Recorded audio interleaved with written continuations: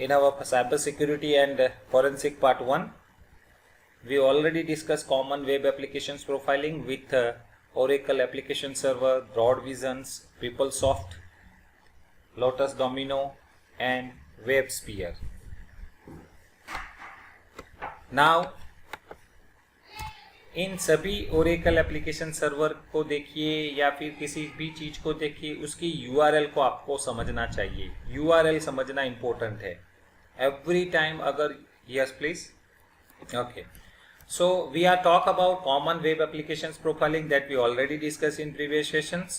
We know that Oracle Application Server is also used for several our profiling purpose. So we are also used BroadVision software. We already discussed with the important properties and the parameters that we need to understand about BroadVisions. PeopleSoft is the another options. We can understand the PeopleSoft, how we can identify the PeopleSoft software, such as Lotus Domino. It's one of the software that will allow you to understanding several kinds of informations.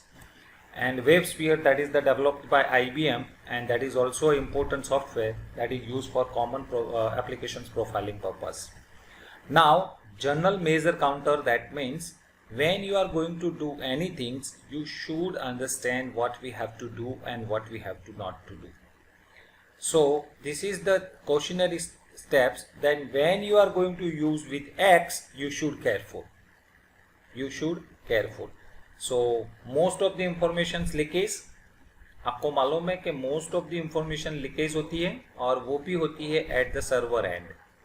Server से कोई information leakage होती है तो वो आप उसको stop करने के लिए आपको एटलीस्ट स्ट्रॉन्ग कॉन्फ़िगरेशंस करना चाहिए, उसका प्रोपोर्शंस, परमिशंस वगैरह बदलना चाहिए और एटलीस्ट सेवरल्स उसकी पॉलिसी चेंज करनी चाहिए. कभी कभी आपके प्रोग्रामर के लिए भी कुछ एक्शंस वगैरह सेट करने पड़ते हैं. So there are several things are happen while you are going to making secure your data. So one of the option is protecting directory. जिसकी ज़रूरत जिसको है उसको ही वो डायरेक्टरी का एक्सेस मिलना चाहिए. Everybody can not access all the directories. Like location header, so उसमें हेडर्स के लिए कुछ ना कुछ इंतजाम हो, उसके पर्टिकुलर थिंग्स को ही हैंडल कर सके. तो लोकेशन हेडर में हम क्या करते हैं, तो most of the internet information server return the IP address.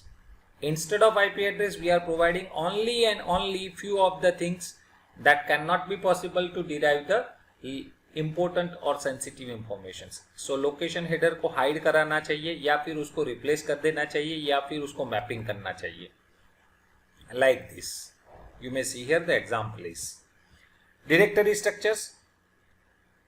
Never display your original directory. आप कभी भी कुछ भी काम करो, अपना ओरिजिनल डायरेक्टरी कभी भी किसी को मत दिखाओ, चाहे या आप डिफरेंट एडमिनिस्ट्रेटर रूट में काम कर रहे हो या फिर इंटरनेट इंफॉर्मेशन सर्वर में काम कर रहे हो या यूनिक्स वेब सर्वर में काम कर रहे हो. So never display anything that you need to be display originally. आपके सभी प्रकार के जितने भी इंक्लूड्स फाइल्स जो इंपॉर्टेंट है आपके लिए, आपके प्रोजेक्ट के लिए, उनके अंदर कभी भी आपका पासवर्ड वगैरह स्टोर मत कीजिए. If any file included will be received by any attacker, that means your password will be definitely got and you will be loss your important information from your server. So ये भी हो सकता है. JavaScript एक ही directory में हम सब रखते हैं, लेकिन उसी डायरेक्टरी के अंदर हम एग्जीक्यूट परमिशन न दे तो वो जावास्क्रिप्ट का कुछ नहीं कर सकते. सो ये भी आपको ध्यान में रखना है. All kinds of JavaScript file reside into single directory, but you should ensure that it do not have a execute permission. अगर एग्जीक्यूट परमिशन होगा तो वो रन कर सकता है. So other than this INC, JS, XLS और ये सभी सारी फाइल्स को आपको रैपिंग मोड में कराना चाहिए और जरूरत हो तो उसकी कई सारी कमेंट्स को डिलीट भी कर देना चाहिए. जरूरत नहीं है तो कमेंट्स को रहना नहीं देना चाहिए. तो ये सब कुछ आपको थोड़ी टिप्स मिल रही है, आपको ये ध्यान में रखना है. If a file must call any other file of web server, do not use full path of name. कभी भी आप किसी फाइल को कॉल कर रहे हो तो पूरा पाथ मत बताइए, उसको आप मैपिंग कीजिए, किसी और जगह पे कन्वर्ट कीजिए और उसके एब्सोल्यूट पाथ की जगह आप रिलेटिव पाथ का यूज कीजिए. So it is required to ensure authentication applied before going to entire directory. किसी भी चीज की कोई एक्सेस अगर कोई करना चाहता है डायरेक्ट, चाहे एंटर की करे या कुछ भी करे, तो first of all it will ask about user name and password, and you can say that authentications and authentication is successful, then and then he or she can access the data, otherwise it is not possible to access the data. ये भी आपको करना पड़ेगा. So now from today onwards we will learn about our today's part, that is called bypassing and attacking web authentications. Now this is your today's topic, and we will cover up to username and password threats. We will cover up to username and password threats. So first of all, what is authentications and why authentications play the vital role? So let me explain you. Authentications play the critical role in the security for web applications. आप कभी भी कोई भी web applications देख लीजिए, जब आप web application को यूज करने जाते हो तो वहां पे कुछ ना कुछ तरीके से आपको ऑथेंटिकेशन करना पड़ता है. ऑथेंटिकेशन यानी कि क्रेडेंशियल देना पड़ता है. क्रेडेंशियल यानी कि आपके यूजर नेम और पासवर्ड वहां पे अप्लाई करने पड़ते हैं. So typically we are based on identify establish supplied credentials. अब ये क्रेडेंशियल किस तरह से होते हैं? So we will cover this sessions how common web applications authentication mechanism work, as well as threat that bypass authentication control entirely. और किस तरह से लोग उसको bypass करते हैं.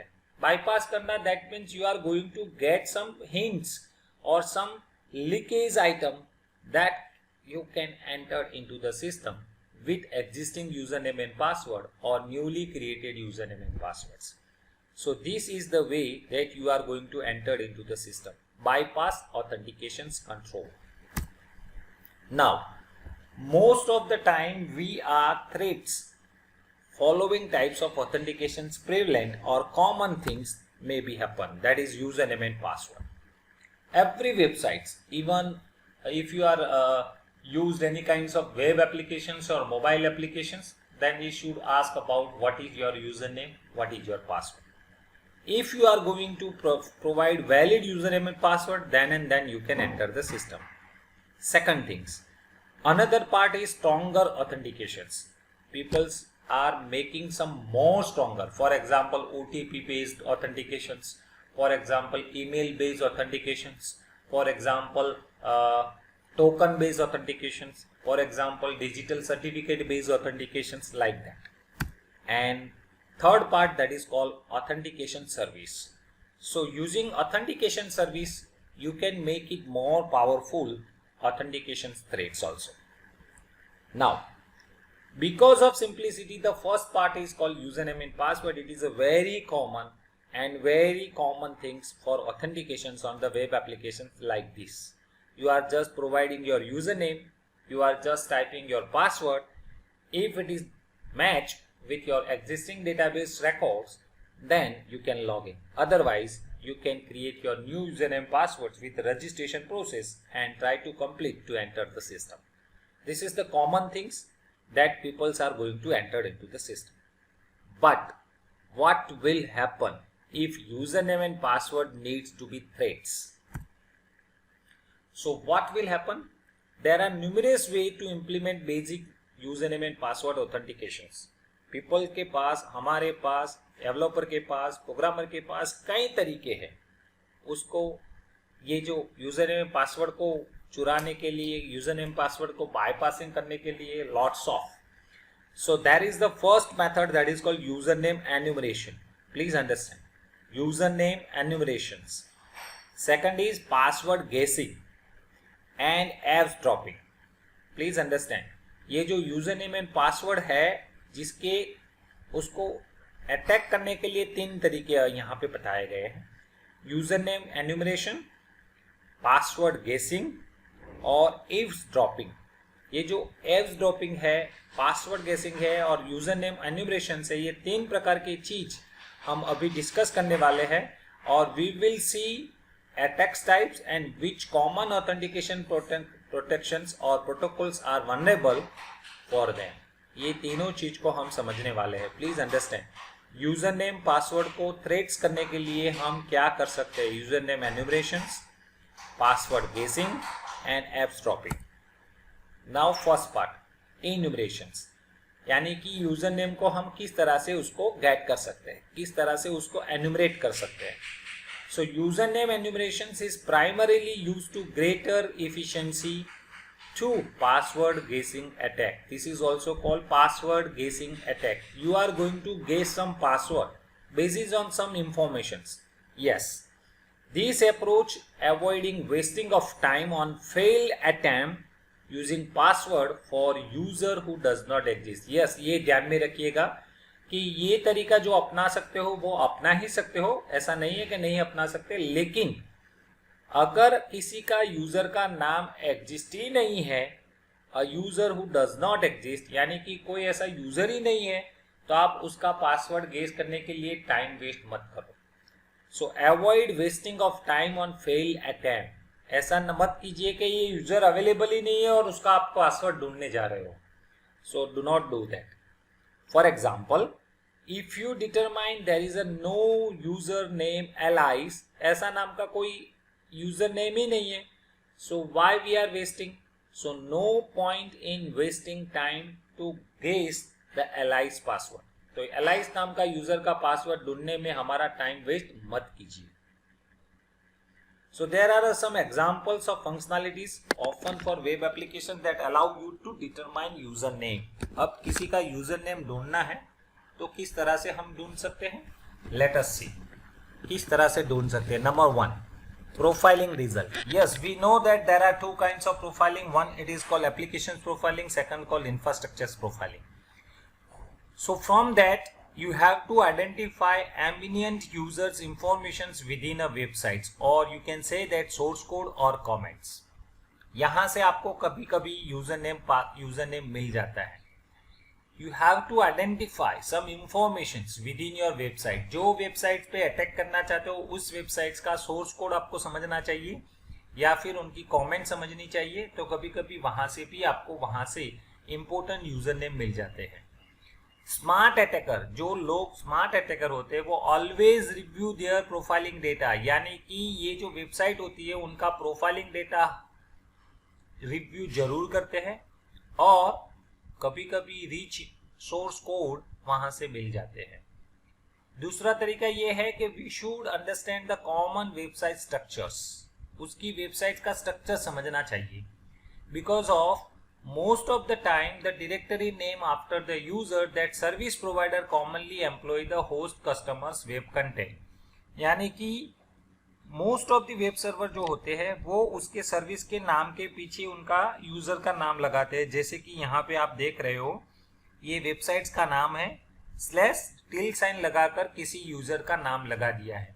तो इस तरीके से आपको किसी ना किसी चीज का थोड़ा हिंट मिल जाता है और इससे आपको पासवर्ड गेसिंग करने में बहुत आसानी हो जाती है, यूजर नेम गेसिंग करने में बहुत आसानी हो जाती है, या फिर उसके रिजल्ट में कुछ ना कुछ इंफॉर्मेशन मिल जाती है। तो ये भी एक तरीका है प्रोफाइलिंग रिजल्ट का। एरर मैसेज इन लॉगिन, ये भी एक और तरीका है कि ये सिंपल टेक्निक है। कभी आपको user name exist, if user name exist is try to authenticate that web application using invalid credential then examine the result error message. कभी होता क्या है कि हमारे पास यूजर नेम पासवर्ड नहीं होता, फिर भी हम उसी वेबसाइट्स के अंदर यूजर नेम पासवर्ड डालते हैं और उसको इनवैलिड क्रेडेंशियल कहते हैं। जो गलत तरीके से यूजर नेम पासवर्ड डालते हैं उसको इनवैलिड क्रेडेंशियल कहते हैं और हमारे सामने वो एरर मैसेज डिस्प्ले करता है। For example, we are trying to authenticate target web application using user name Alice and password abc123। मैं एलाइस नाम का यूजर नेम को लिख रहा हूं और उसका पासवर्ड abc123 लिख रहा हूं। अब होता क्या है, so when you are going to entering alias and abc password 123, it definitely encounter one of the 3 error message। उनके पास 3 प्रकार के, 1 से लेकर 3 प्रकार के एरर मैसेज आएंगे। we will see it और basis on that error message we can actually guessing the password also। so लोग ये भी तरीका अपनाते हैं कि जितने सारे एरर मैसेज होते हैं उसको रिव्यू करते हैं, उसको अंडरस्टैंड करते हैं, उसको समझने की कोशिश करते हैं while they are providing username and password into the login page, and based on that login error message they are guessing the passwords for particular websites. Let us see. The first message is like this: you have entered bad username. You have entered a bad username. ये message आपको अगर मिल जाता है तो आप क्या समझते हो, देखिए जा. If you receive first error message like this, the user does not exist on the applications. ऐसा कोई यूजर उसके अंदर है ही नहीं. So do not waste any time to trying the guess passwords. अगर ऐसा मैसेज आपको मिलता है तो do not try to guess the passwords, क्योंकि वो यूजर ही नहीं है तो उसका पासवर्ड कहाँ से होगा. सो ये एरर मैसेज आने से आपको क्या करना है, आपको उसी तरीके को अपनाना नहीं है. You have entered a bad user name. अगर ऐसा मैसेज मिलता है तो आपको अपने एप्लीकेशंस के अंदर टाइम वेस्ट नहीं करना है. दूसरा, you have entered a bad password. इसका मतलब ये है, ये दूसरा तरीका है मैसेज रिट्राइव करने का एरर मैसेज को. So in the second error message you have identified valid user. आपके पास valid user है because of आपने उसका पासवर्ड गलत तरीके से निकाला है. So try to proceed to guess the password. अब उनका आपको पासवर्ड चुराने के लिए, पासवर्ड गेसिंग करने के लिए आपको एक चांस मिलता है, क्योंकि यहाँ पे आपको मैसेज ये मिला, you have entered bad password. आपको बेड पासवर्ड मिला है. अब जैसे ही बेड पासवर्ड मिला, इसीलिए आप उसका यूजर सही ढंग से गेस कर पा रहे हो या गेस कर दिया है ऐसा मालूम हो जाता है. तीसरा तरीका, you have entered bed user name और पासवर्ड कॉम्बिनेशन. कभी कभी ऐसा मैसेज मिलता है कि आपने बेड यूजर नेम भी डाला है और पासवर्ड भी गलत डाला है. सो क्या होता है, lastly if you receive third message, इस तरह से अगर मैसेज मिलता है तो it is difficult to determine if the Alice is actually valid user name और पासवर्ड. तो जितने सारे एरर मैसेज आते हैं उसके ऊपर से ही कई सारे लोग उसका पासवर्ड या उसका यूजर नेम गेसिंग करने में लग जाते हैं. और ये भी एक तरीका है टू यूजर नेम पासवर्ड थ्रेटिंग के लिए आप ये तरीका अपना सकते हो. ये मैसेज आने से क्या होगा, ये मैसेज आने से क्या करना है और ऐसा मैसेज आने से क्या करना है, ये सिर्फ और सिर्फ एग्जाम्पल के तौर पे बताया गया है. आप उसके भी अलावा कई सारे ऑप्शंस अपने तरीके से भी निकाल सकते हो. सो this is the way you can get the user name and password from error message. Example के तौर पे मैं यहाँ पे एक छोटा सा चीज बता रहा हूँ, देखिएगा. A good example of this login functionality implemented by the SiteMiner web authentication product from Computer Associated, who acquired the technology and acquisitions of Nitrigity in November 2004. देखिए 2004 में एक कंपनी थी जिनका प्रोडक्शंस का नाम था SiteMiner web applications product. और वहां पे होता क्या है, you can perform username enumerations by evaluating the error page. error page को ढूंढने के बाद वो ऑटोमेटिकली आपको मिल जाता है यूजर नेम एरर पेज को. If incorrect user is entered, मान के चलो कि आपने गलत तरीके से यूजर नेम डाला है तो आपकी वेबसाइट्स आपको NoUser.html पेज में ले जा रहा है. जबकि आपका वैलिड यूजर नेम डाला है तो आपको वो वेबसाइट्स फेल टू लॉगिन और फेल्ड login.html में ले जा रहा है. तो इससे भी आपको थोड़ा हिंट मिल जाता है कि आपने गलत तरीके वाला या करेक्ट यूजर नेम गेसिंग किया है या नहीं किया है, वो समझ में आ जाता है. So this is the way you can identify the several parts about how to guessing user name and passwords. Error message in self-service password reset feature. Please understand, self-service password reset, SSPR. ये इतना बुरा technique है कि जहां पे सब लोग कई सारे पासवर्ड चुरा लेते हैं. So please understand. Similar to the user enumerations vulnerability just discussed, self-service password reset functionality it's a common source of user enumerations disclosure vulnerabilities. यानी कि वहां पे से भी ये चीज भी आपको कई सारा पासवर्ड दे रहा है। इसका मतलब ये है कि जो पासवर्ड रिसेट करने का ऑप्शन तरीका होता है वो इसको कहते हैं SSPR, self service password reset. ये जो SSPR है वो many websites allow you to user to either forgotten their passwords और otherwise enable to discuss with their fix the problems. कभी कभी होता क्या है कि हम वैलिड यूजर होते हैं और हमको मालूम नहीं रहता है हमारा पासवर्ड क्या है रिगार्डिंग टू दैट वेबसाइट्स और regarding to that web page. तो हम क्या करते हैं, we are just use the forgot password. अब ये फॉरगोट पासवर्ड वाला जो तरीका है वो टिपिकल है, कॉमन है। So we are going to do like the most common typical implementation of forgot password and similar link that email a new password email address specified by the users. अब कई सारी websites क्या होती है कि वो वहां पे यूजर नेम पासवर्ड का नया फॉरगोट पासवर्ड का लिंक देते हैं, तो साथ में आपको वो पूछते हैं कि आप अपना ईमेल आईडी दीजिए जिस ईमेल आईडी पे हम नया यूजर नेम पासवर्ड आपको सेंड कर सके। तो हम करते क्या है, हमारा यूजर नेम डालते हैं या फिर फॉरगोट पासवर्ड का लिंक डालते हैं, तो वहां पे आपको पूछा जाता है ईमेल डालिए, तो हमने ईमेल डाल दिया। ईमेल पे हमारा नया लिंक जनरेट करने के लिए आ जाता है। अब लोग क्या करते हैं, बस यही तरीका वो अपने एंड पे करते हैं और आपके ईमेल आईडी की जगह उनका मेल आईडी चला जाता है। So the email address authenticate the users via alternative mechanisms and assuming only the users in questions can access the email account and retrieve the new passwords. अब उनके account में email आ गया, बस वो नया पासवर्ड जनरेट कर देते हैं और आपको पासवर्ड मिलेगा ही नहीं। आप कितनी बार एंटर करोगे, आप उसके एंटर हो नहीं पाओगे। तो ये भी एक पुराना तरीका है जो लोग यूज करते हैं, एरर मैसेज समझते हैं और self service password reset feature को अपना कर आपका पासवर्ड बदल देते हैं। So you can not enter into the system with valid user name also. इसके आगे हम क्या करते हैं, so in addition of user name enumerations randomly generate passwords response SSPR request. ये भी एक और तरीका है, रैंडमली जनरेट पासवर्ड्स, बार बार उसको पासवर्ड पूछने के लिए रिक्वेस्ट भेजते हैं। सो ये भी एक मैलिशियस अटैकर है।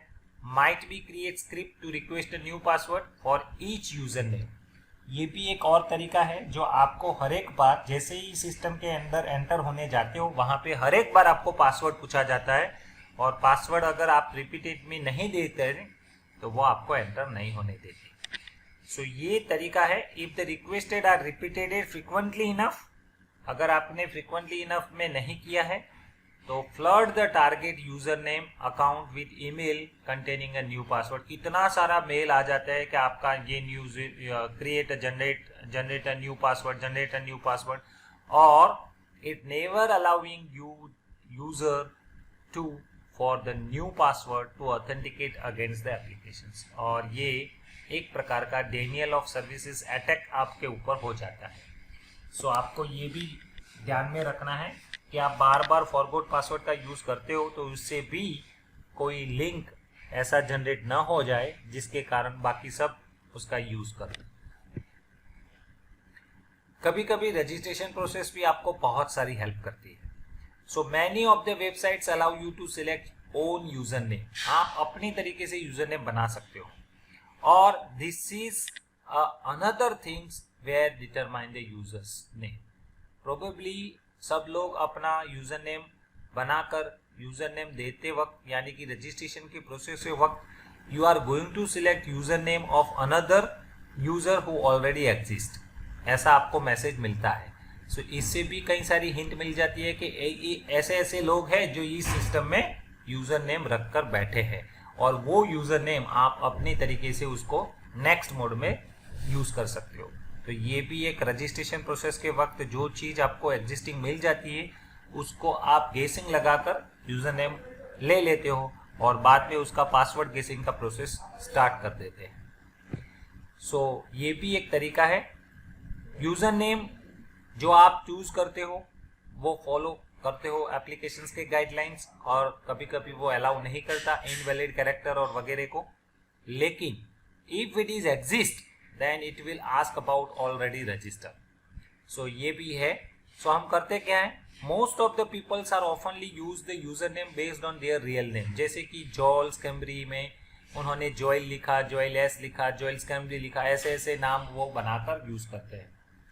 सो attacker can quickly generate the list of common user name based on their real name like phone books, census data और अदर ऑनलाइन रिसोर्सेज। तो उनके पास पासवर्ड जनरेटर कर ऐसी एक लिंक आती है, तो जहां से आप कॉमन नेम जितना चाहे इतना बना सकते हो, और उसका प्रोसेस भी इजी है। सिंगल क्लिक पे आपको कई सारे नेम दे रहे हैं और उस नेम को आपको जस्ट ट्राई करते रहना है, और ट्राई करने के वक्त अगर कोई नाम मैच हो जाता है तो वो ऑटो स्क्रिप्ट के कारण आपको पता चल जाता है कि ये कोड आपके वहां पे क्लिक किया हुआ है या फिर उन्होंने यूज किया हुआ है। ये भी एक और तरीका है, आपके मोबाइल में ये हो रहा है लॉक आउट, यानी कि when you are going to guessing the password, guessing attack, sometimes your account में be lock after the certain number of failed login attempt, यानी कि आपका अकाउंट उस दौरान लॉक किया जाता है थोड़े समय के वक्त के लिए, और आपको पूछा जाता है कि भाई थोड़ी ही समय के बाद आपका ये लॉक अनलॉक होगा। So depending on the risk inherent, account lockdown threshold value may be 3, 5 और more than 10 fail authentications। ये डिपेंड करता है कि कौन सी वेबसाइट पे किस तरह से उसको मैनेज किया है। जैसे कि 3 अटेम्प्ट के बाद आपका सिस्टम लॉक हो जाए, 5 अटेम्प्ट के बाद आपका सिस्टम लॉक हो जाए, 10 अटेम्प्ट के बाद आपका सिस्टम लॉक हो जाए, वगैरह वगैरह। So this is the applications that commonly unlock account automatically after the period of 30 minutes, 1 hour और 24 hours। ये मोबाइल में ये तरीका है। जैसे कि आप अपने पैटर्न को रॉन्ग पैटर्न डालते हो तो it will be definitely lock your screen for 30 minutes, 1 hour, 24 hours, depends on that. And this is also a good things to reduce number of calls made support by the desk to reset your accounts। और यहाँ से वो reset करने का तरीका उनको मिल जाता है, और ये reset तरीका आपका पासवर्ड वो चुरा लेते हैं और अपने तरीके से वो अपना पैटर्न लगा कर रख देते हैं। टाइमिंग अटैक, ये भी एक तरीका है यूजर नेम पासवर्ड ढूंढने का।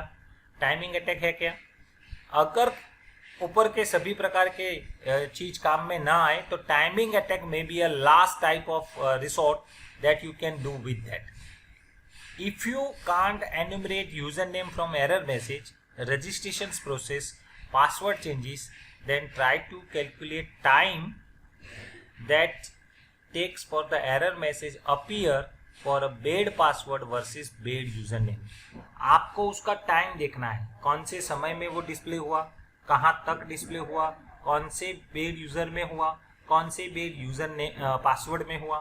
अगर इतना समझ में ले लिया तो authentication algorithm is implemented and you can get some guesses regarding to timing attack type of response। So significant difference in the time it take each type of response। ये भी आपको वहां से मिल जाता है। कभी कभी आपको बेड यूजर नेम कब दे रहा है, बेड पासवर्ड का मतलब कब दे रहा है, तो ये टाइमिंग भी आपको बहुत सारी हेल्प करता है। सो उसके ऑब्जर्विंग में आपको क्या ध्यान में रखना है, उसका रिस्पॉन्स टाइम। और ये जो रिस्पॉन्स टाइम है वो बहुत बहुत इफेक्टिव है और कई सारे लोग इसको यूज करते हैं। लेकिन keep in mind this technique is prone to producing large number of false positive, यानी कि उसके तरीके अपनाने के लिए आपको बहुत सारा ट्राई करना पड़ेगा। सो याद रखिएगा, टाइमिंग अटैक के लिए आपको बहुत सारी मेहनत करनी पड़ती है, क्योंकि उसमें टाइमिंग कहाँ कब कितने समय में हो रहा है, कौन सी मैसेज आ रहा है, कहाँ मैसेज आ रहा है। सो ये तरीका आपको समझने में थोड़ा समय लग सकता है। तो ये सभी सारे तरीके हैं जो हम अभी समझ रहे हैं। So kindly understand. मैं दोबारा रिपीट कर लेता हूँ थोड़ा। ऑथेंटिकेशन में 3 टाइप्स है, user name password, stronger authentication and authentication server. User name password सभी कॉमन तरीके अपनाते हैं। उसके अंदर हम एन्यूमरेशन कर सकते हैं, गेसिंग कर सकते हैं और एप्स ड्रॉपिंग कर सकते हैं। अभी फिलहाल मैं बात कर रहा हूँ यूजर नेम एन्यूमरेशन की बात कर रहा हूँ, यूजर नेम एन्यूमरेशन इसकी बात कर रहा हूँ। उसके लिए आपको चेक करना है उसका प्रोफाइल, दूसरा उसका एरर मैसेज, तीसरा उसका आपको चेक करना है उसका self service password reset features, और चौथा आपको चेक करना है उसका registration process, account lock out and timing attack. तो ये सभी सारा एन्यूमरेशंस में आ जाते हैं।